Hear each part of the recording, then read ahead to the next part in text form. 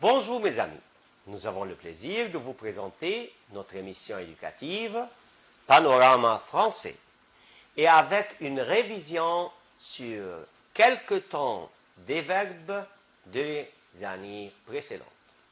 Madame Inès. أعزائي الطلبة، هنبدأ النهاردة مراجعة على بعض أزمنة اللغة الفرنسية. هنشوف مع بعض دلوقتي هنبدأ بإيه.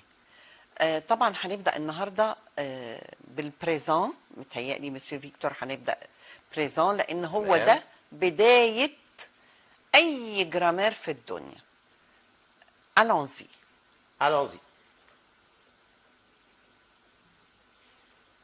هنشوف مع بعض دلوقتي فيديو مصغر لاستخدامات البريزون اللي هو فيما معناه متى استخدم البريزون في الحياة اليومية اللي هي la vie quotidienne. نشوف كده مع بعض. Il y a trois groupes en français. Le premier groupe, ce sont les verbes en ER, sauf le verbe aller, mais enfin bon.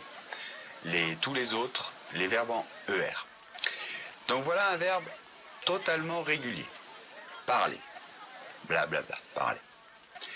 Donc on voit que c'est un verbe en ER, puisque sa terminaison à l'infinitif c'est ER, et la conjugaison c'est comme ceci: je parle, tu parles, il parle, nous parlons, vous parlez, il parle. D'accord? Donc ça en rouge, ce sont les terminaisons régulières de tous les verbes en ER, c'est-à-dire du premier groupe au présent de l'indicatif. Ok, donc on voit qu'elles sont toutes muettes, les terminaisons, sauf nous parlons et vous parlez. On, la nasale, et, d'accord. Les autres sont muettes. Ils parlent. Hein, on ne prononce pas ENT dans la conjugaison. Bien. Mais le verbe envoyer, c'est j'envoie. Il y a un problème. On voit que le Y s'est transformé en I. Tu répètes.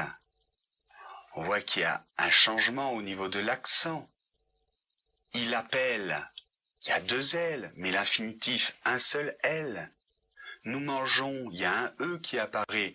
Nous commençons, une cédille. Il jette, deux T. Ok. Alors c'est vrai qu'il y a quelques verbes irréguliers. Mais ils ne sont pas très difficiles parce qu'il y a une certaine logique. Bon. Donc comme tu vois dans cette leçon, quand il y a des irrégularités ou des choses sur lesquelles il faut focaliser l'esprit, je te les ai mises en bleu. Ok? Donc continuons. Donc, voici un verbe totalement régulier. D'accord? Donc, généralement, l'exemple typique, c'est aimer. Plus c'est un verbe joli, aimer, l'amour. Alors, donc, on voit que c'est un verbe en ER et les terminaisons de l'indicatif correspondent aux terminaisons régulières des verbes en ER, des verbes du premier groupe. E, ES, E, ONS, EZ, ENT. Donc j'aime, tu aimes, il aime, nous aimons, vous aimez, ils aiment. ودلوقتي أعزائي الطلبة هنبتدي مع بعض زمن المضارع. ومدام إيناس طبعا هتبتدي معانا بالكلمات الدالة على المضارع. الكلمات الدالة على المضارع طبعا أنا بقوم بتصريف الفعل على حسب الفاعل اللي عندي، وده هنتطرق له لما نبدأ نشرح بالفعل المضارع. البريزون عشان أحط فعلي في البريزون لازم ألاقي قصادي كلمات. إيه هي الكلمات دي؟ maintenant الآن، aujourd'hui اليوم، كلمة chaque بوجه عام، chaque jour, chaque matin, chaque semaine, chaque mois, chaque année. كلمة chaque اللي هي بمعنى كل وجودها في الكلمة بتخليني أحط الفيرب بتاعي في البريزون. تمام. في كمان toujours دائما أو باستمرار، وسوفان، وكمان عندي تو وتوس وتوت. كل الكلمات دي بمعنى كل. tous les jours, tous les matins, tous les matins, toutes les semaines. كل الكلمات دي أول ما أشوفها في الجملة أبدأ أحط فعلي في البريزون. هنبدأ دلوقتي مع بعض الافعال المجموعه الاولى اللي هي بتنتهي بايه؟ بار، زي بارلي، شانتي، ساميوزي. كل الكلمات دي او الافعال دي المجموعه الاولى بتاعتي. طيب مع جو بتكون النهايات بتاعتي ايه؟ هنبدا كده مع بعض يا مسيو فيكتور نعرض على الشاشه. طبعا احنا مستمتعين جدا بالتوضيح اللي حضرتك بتقوليه دلوقتي. ميرسي. وطبعا عشان خاطر نجمع الافكار دي قدامنا جميعا، هنبص دلوقتي على الشاشه عشان نتعرف على الكلمات اللي قالتها مدام ايناس اللي هي الداله على المضارع، وبعد كده نخش على الافعال. نبص مع بعض على الشاشه دلوقتي، هنلاقي لو بريزون، هنلاقي الكلمات الداله عليه اولهم aujourd'hui، وبعدين maintenant اللي هي الآن، chaque اللي هي بمعنى كله بيجي بعدها كلمة دالة على زمن مفرد، زي كلمة chaque jour على سبيل المثال اللي هي كل يوم. بعد كده عندنا toujours وتو وتوت زي كلمة tous les jours. طبعا toujours بمعنى دائما، وتو بمعنى كل اللي هي tous les jours اللي هي كل الأيام. زي ما مدام الناس قالت دلوقتي، هنبتدي مع بعض اللي هو البريمير جروب اللي هو افعال المجموعه الاولى. مدام ايناس دلوقتي حضرتك قلت لنا بعض الافعال. انا هنتكلم على فيرب ايمي وفيرب ترافايي وفيرب بورتي. ودي الافعال العاديه الطبيعيه تماما اللي هي بقوم بحذف الار واضيف النهايات على حسب الفاعل. تمام. مع جو بحط ايه مسيو فيكتور؟ طبعا مع جو هحط مع تو، هحط الاو اس. ومع إيل وإل وأن طبعا هحط الاو. تمام. مع نو او ان اس، فو، او زد، مع إيل افيك اس وإل افيك اس. او ان تي. طيب عايزين نعرض كده فيرب نبص عليه ممكن؟ طبعا هنعرض دلوقتي اعزائي الطلبه، هنعرض دلوقتي النهايات اللي احنا لسه قايلين عليها عشان خاطر تبقى واضحه قدامكم، وبعد كده نعرض الفعل كمثال اي فعل من هؤلاء. نشوف كده. اول حاجه الترمينيزون، طبعا ان انا بشيل النهايه اجي مدام ايناس طبعا، فبحط مع الجو زي ما قلنا. تمام. مع التو اس. جميل. مع الايل والال والان. مع النو. او ان اس. مع الفو. زد. مع الايل والال افيك اس. ان تي. تمام. اول مثال هنتعرض له اللي هو فيرب ايمي. طبعا الطبيعي بتاعي ان انا بقوم بحذف الار واضافه النهايات زي ما قلنا. نعرض يا مسيو فيكتور. فيرب ايمي اللي هو بمعنى يحب، اول حاجه اقول جم بالنهايه tu aimes النهايه اس. il وال وان ام طبعا بتاخد النهايه nous aimons او ان اس. vous aimez تاخد النهايه زد. il elles aiment ان تي. تمام. الفعل الشاذ اعزائي الطلبه طبعا هو فيرب عليه.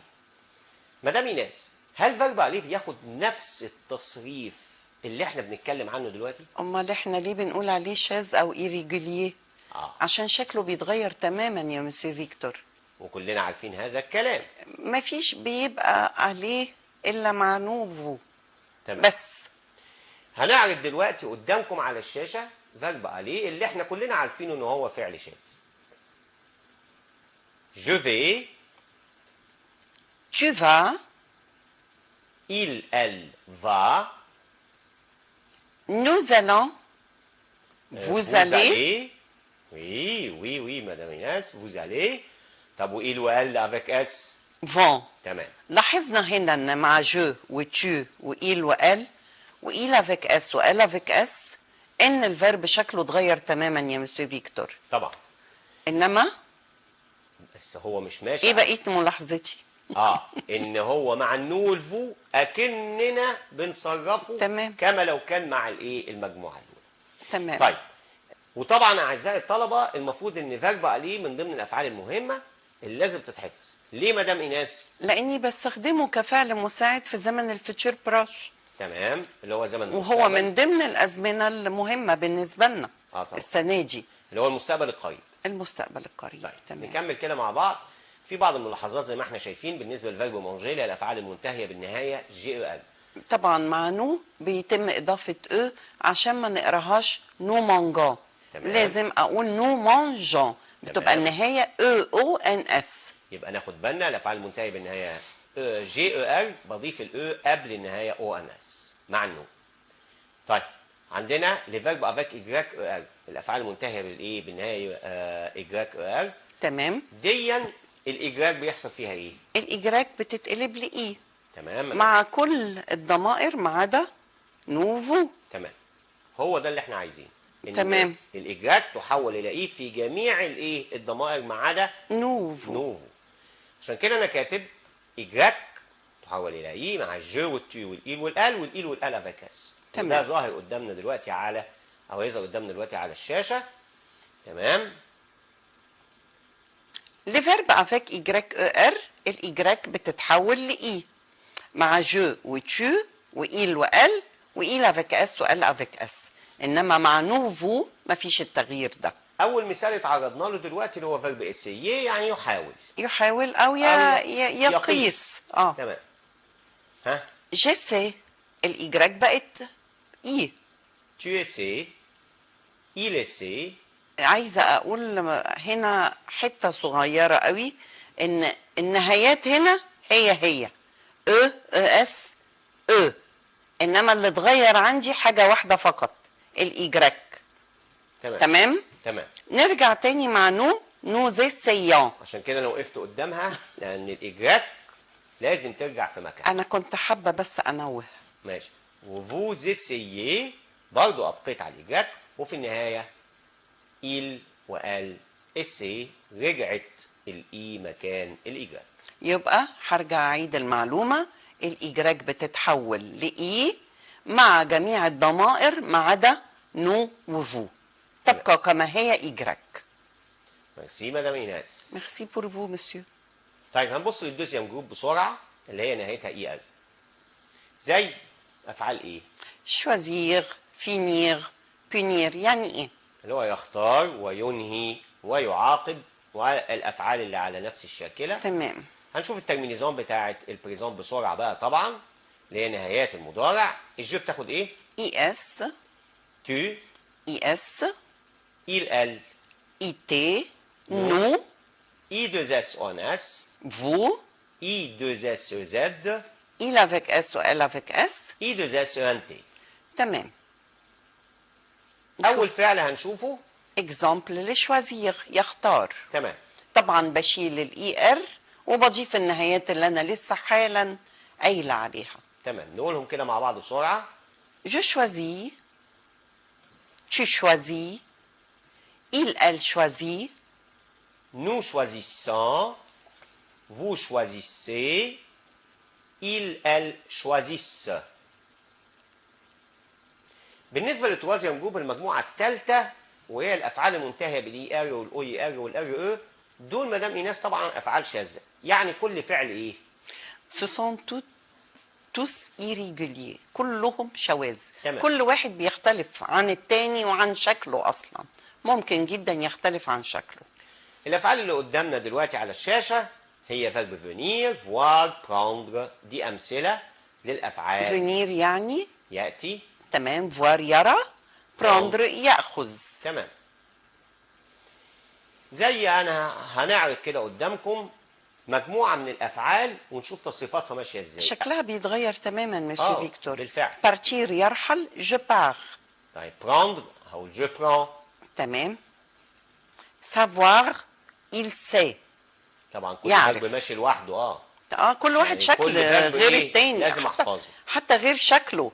طيب نو اللي هو فيرب بوفوار يستطيع. نو بوفون. vouloir ils veulent، يريد او يريدون، لان انا هنا بقولها في الجمع. تمام. طيب عندنا بقى ملحوظه مهمه جدا اللي هي لي فيرب برونومينو او لو فيرب برونومينال اللي هو الفعل بيجي ذو قبليه ضميرين. سو اللي هو فعل ذو الضميرين. تمام. تمام. هي السو اساسا مدام ايناس بتعود على كضمير مفعول بيعود على الفاعل. تمام بالظبط. مع جو بتبقى م، ايوه. مع tu بتبقى te. ومع il وil il avec s وil العادية وil وال وال بتاخد se. سو تبقى كما هي مع الأربعة il وال وil avec s وال avec s تمام. تفضل سو. أنا حابة يعني أسهل لهم الموضوع. مع جو بتبقى مو، مع tu بتبقى te، مع il وil avec s وال avec s وان بتفضل زي ما هي سو. تمام. كمل بقى يا مسيو فيكتور. طبعا النو بتفضل زي ما هي نو، والفو بتفضل زي ما هي فو. بالظبط، والفيرب بيتصرف عادي. دلوقتي هنشوف على الشاشة مع بعض الأفعال أو أمثلة للأفعال ذات الضميرين، اللي هي هنشوف لو فيرب برونومينال. شكله ببساطة زي ما هنشوف دلوقتي سو بلس انفينيتيف، اللي هي سو ومعاها الانفينيتيف.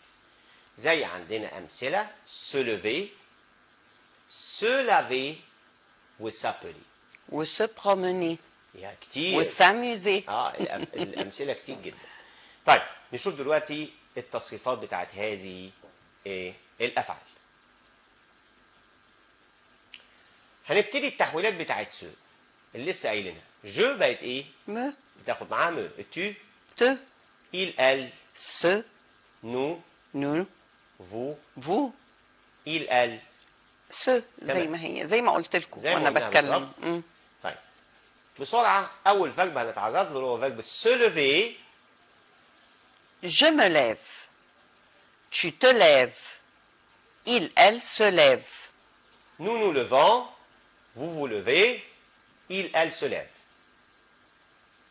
طيب دلوقتي جه ميعادنا مع مراجعة على الإيميل والسوجي، طبعا اللي احنا أخدناهم قبل كده.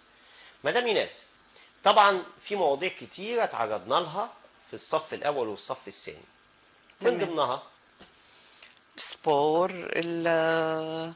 الكونجي والكلاس والكلاس بنتكلم عنه، والكارتيه، كذا حاجة كتير قوي مسيو فيكتور. هنتعرض لبعضها دلوقتي.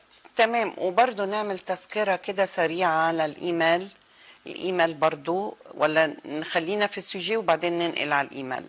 لا انا افضل الايميل نقوله كده، هو على اعتبار ايه؟ ان احنا عايز الفت نظر الطالب ان الايميل يا جماعه عباره عن مجموعه من 3 اسئله موجوده عندي.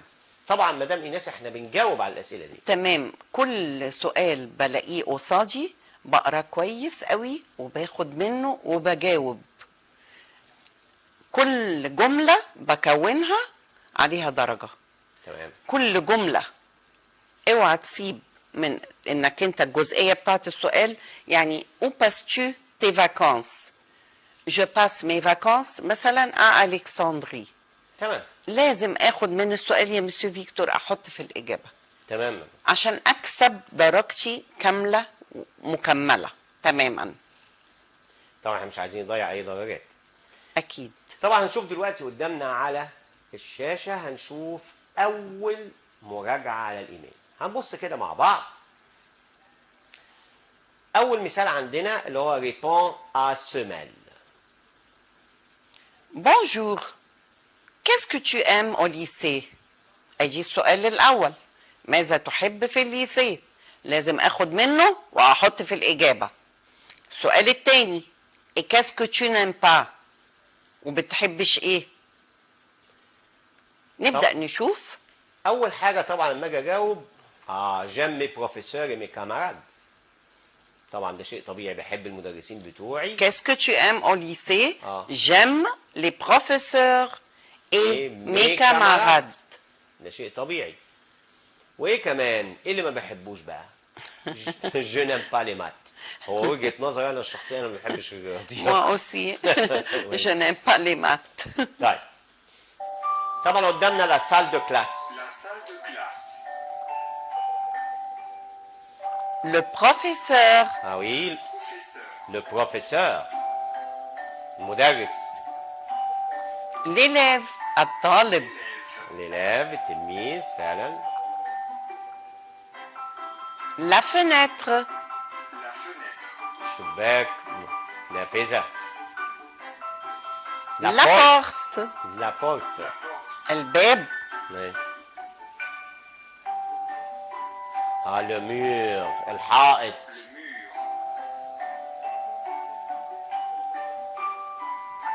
L'ordinateur. L'ordinateur. Oui, الحاسب l'ordinateur. الآلي. La lampe. La lampe.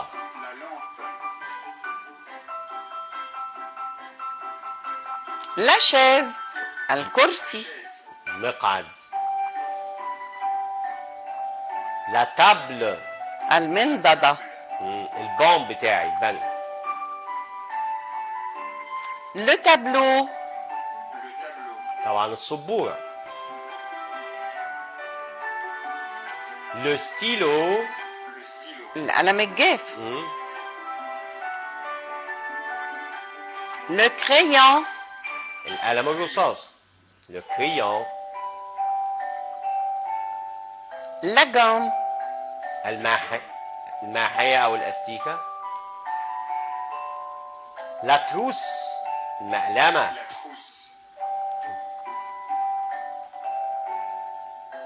Le livre. الكتاب. Le cahier. الكشكول.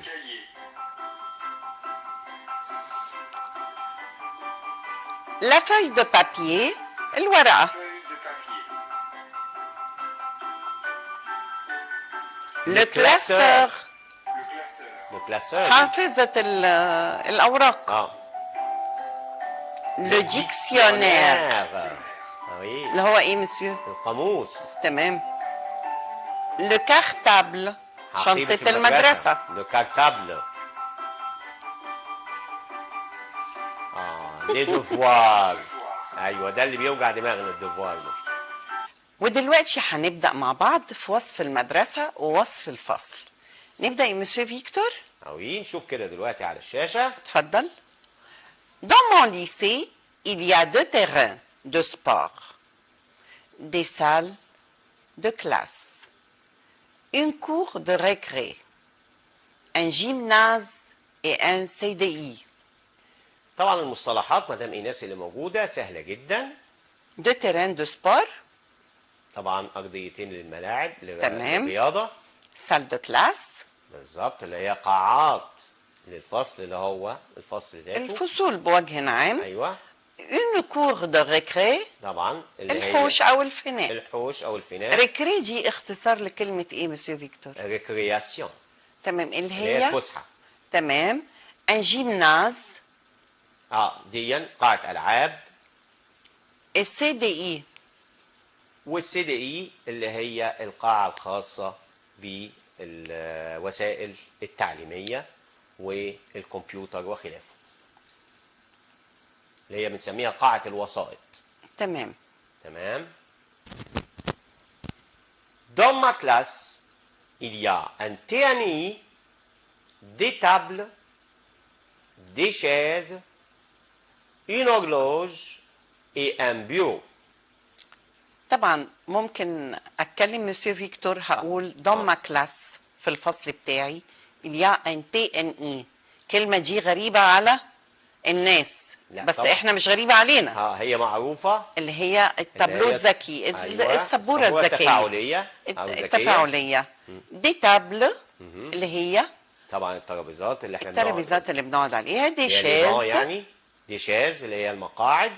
تمام. اون اغلوج اللي هي ساعة الحائط الكبيرة.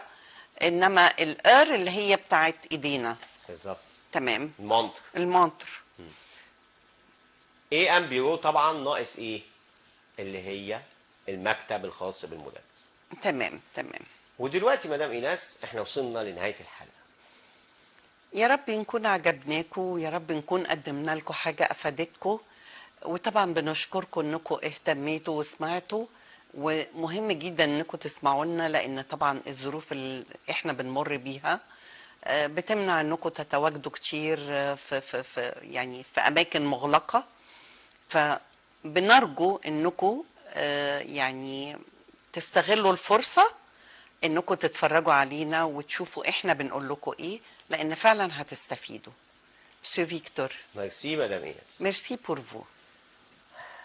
طبعا احنا بنشكركم جزيلا، وطبعا بنوصيكم انكم تتابعوا معانا زي ما مدام ايناس قالت، لان احنا بنحاول بكل ما نستطيع وان احنا نوفر لكم احسن ما يكون عشان خاطر نساعدكم فعلا في الظروف الحاليه. Merci de nous avoir prêté votre attention. Merci, au revoir et à bientôt.